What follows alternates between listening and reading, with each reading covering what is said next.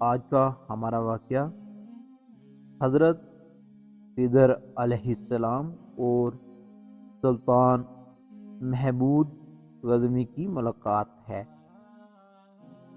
محترم ناظرین، بہت ہی دلچسپ اور سبق آموز واقعہ ہے۔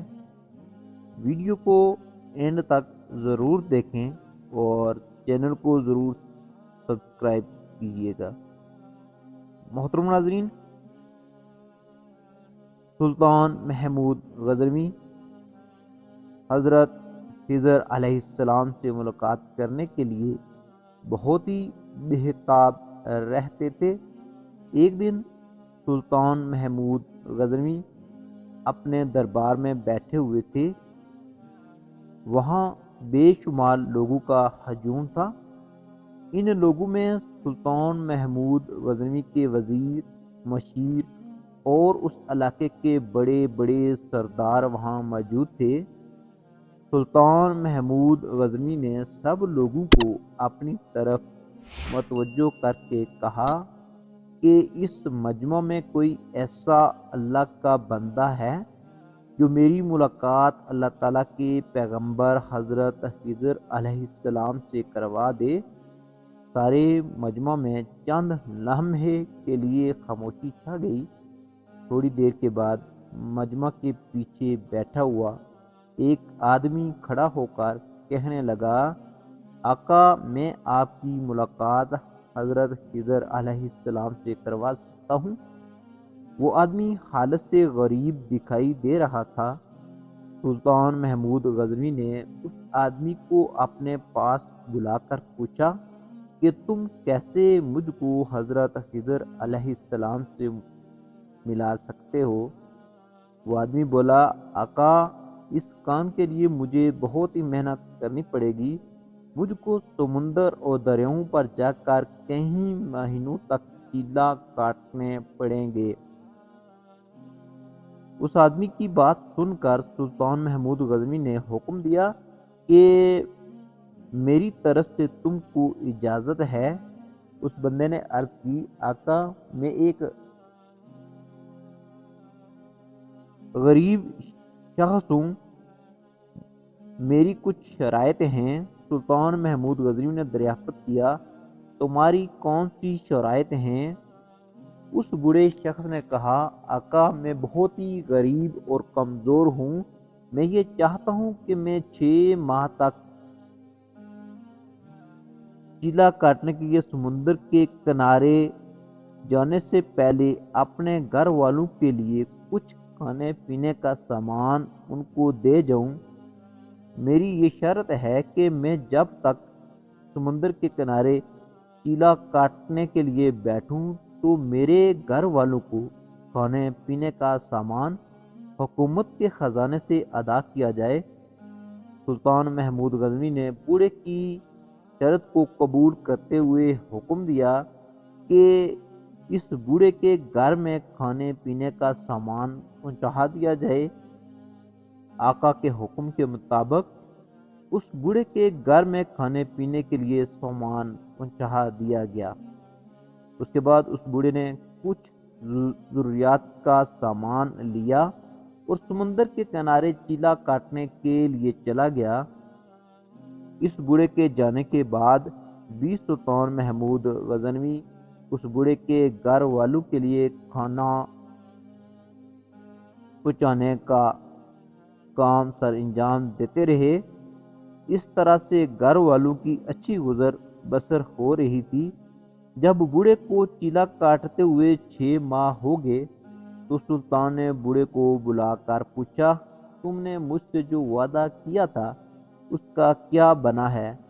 اس آدمی نے کہا کہ آقا، میں سمندر پر پڑھائی کر رہا تھا کہ میرے سے کچھ وظائف الٹے سیدھے پڑے گئے تھے، جس کی وجہ سے میں اپنا مقصد حاصل کرنے میں ناکام رہا ہوں۔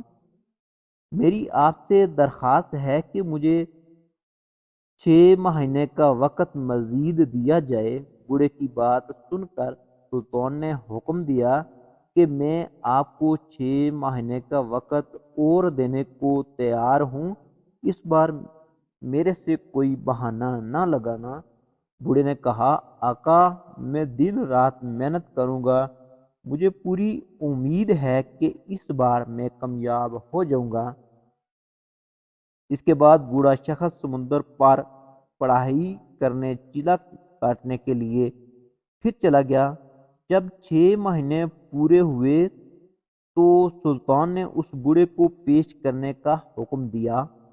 جب اس بوڑھے کو سمندر کے کنارے سے پکڑ کر سلطان محمود کے دربار میں لایا گیا تو اس وقت سلطان محمود غزنوی کے دربار پر لوگوں کا بہت بڑا مجمع جمع ہوا تھا۔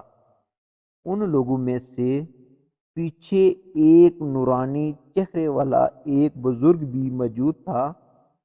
سلطان محمود غزنوی نے بوڑھے چیلا کاٹنے والے سے پوچھا، بابا جی، جس مقصد کے لیے تم نے 1 سال لگایا ہے اس کام کا کیا بنا کر آئے ہو؟ بوڑھے شخص نے عرض کی، آقا اس کام کے لیے مجھے مزید وقت دیا جائے۔ بوڑھے کی بات سن کر سلطان محمود غزنوی نے اونچی آواز سے کہا، یہ بوڑھا مجھے دھوکہ دے رہا ہے، اس نے میری بات کو مذاق سمجھا ہوا ہے، یہ جھوٹ بول رہا ہے۔ اس بوڑھے کو جس کام کے لیے بھیجا تھا اس کام کو کرنا اس کے بس کی بات نہیں ہے۔ بادشاہ نے اپنے ایک وزیر سے مخاطب ہو کر کہا کہ تم بتاؤ اس بوڑھے کو یہ جھوٹ بولنے کی کیا سزا دی جائے؟ وزیر نے بلند آواز سے چلاتے ہوئے کہا، بادشاہ سلامت، ایسے جھوٹے اور فریبی بندے کی گردن جسم سے الگ کر دینی چاہیے، کیونکہ اس نے ہمارے ساتھ بہت ہی بڑا جھوٹ بولا ہے۔ دربار میں بیٹھے ہوئے نورانی اور خوبصورت چہرے والے بزرگ نے دور سے ہی پکارا، اس وزیر نے بالکل سچ بات کہی ہے۔ پھر بادشاہ نے اپنے پاس بیٹھے ہوئے دوسرے وزیر سے دریافت کیا کہ اس کی کیا سزا ہونی چاہیے؟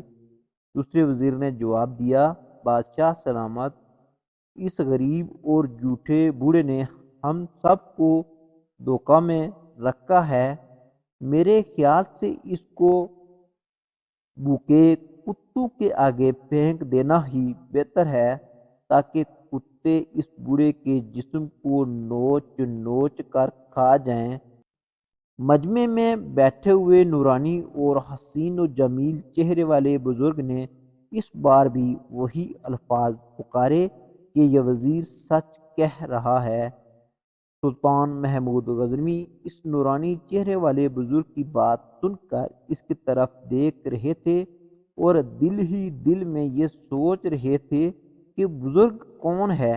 اس بار سلطان محمود غزنوی نے اپنے سب سے پیارے اور ذہین وزیر جو بادشاہ کے پاس ہی بیٹھا ہوا تھا، بادشاہ نے ایاز کی رائے لی کہ تم اس بارے کیا کہتے ہو، ہم اس بوڑھے کو کیا سزا دیں؟ اس نے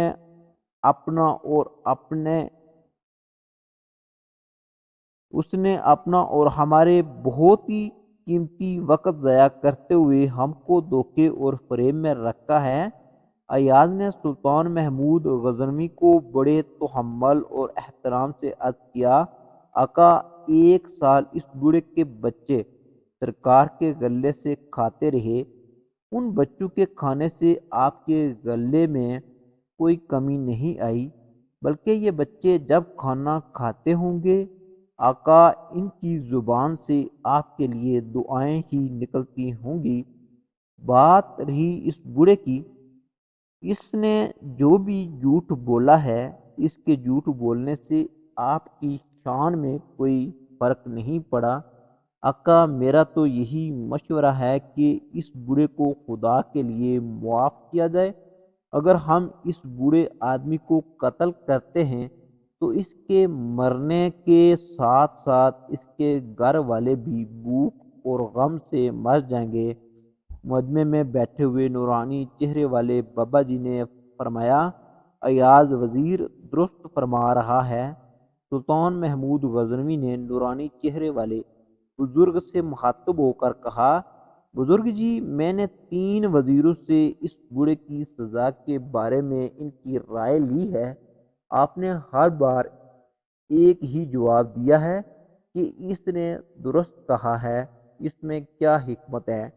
نورانی چہرے والے بزرگ نے کہا، آپ کا پہلا وزیر قصائی تھا، اس کے آباء و اجداد اور ان کا کام ہی گلے کاٹنا تھا، اس لیے اس نے اپنے ذہن کے مطابق اس کی سزا کے بارے میں رائے دی۔